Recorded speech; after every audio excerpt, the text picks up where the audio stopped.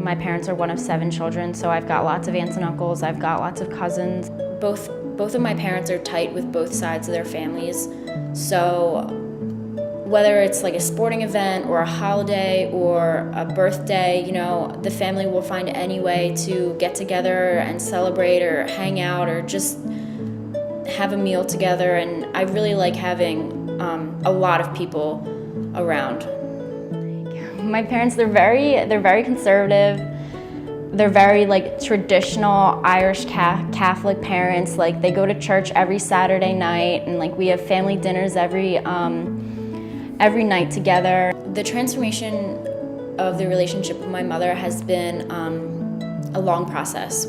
We had a good relationship, and then in high school, I think it's kind of typical for like a daughter and a mom to not really be close anymore, because like, you know, you're a teenager, you don't really want to hang out with your parents. But I would say for the past like year or so, especially since I moved out freshman year to college, I've become closer with my mom. I started telling her like more personal things. I would ask for advice. But previously, like 2 or 3 years ago, like I wouldn't really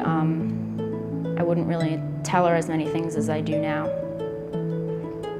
There were times when I wish I had a sister, like someone just to kind of live with that was also your best friend, or someone to hang out with when nobody else was around, or just to have another girl, just to have another girl in the house, to have hand-me-downs, or someone to teach me about like makeup or, you know, girly things other than a mother. I'll share one with about me and my brother. This is one I tell people.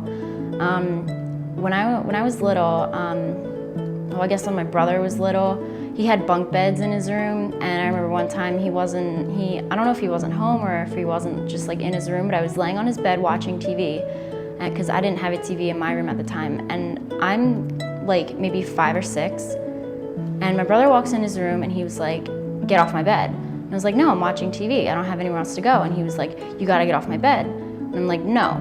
My brother's like 10 at this time, so like, I don't know, he thinks he's all cool and stuff, and he pulls out this bow and arrow, like a legitimate bow and arrow, and he shot me with it in my arm, and I started screaming, and I was crying, and like the arrow was like stuck in my skin, like it really hurt, and my mom like grounded my brother for a little bit, and whenever my brother like says like, "Oh, I'm a good brother, like I'm not mean to you," I always bring up that story just to remind him how horrible he is sometimes. I do value my family because of how close we are, and I know not a lot of people have that, so yeah.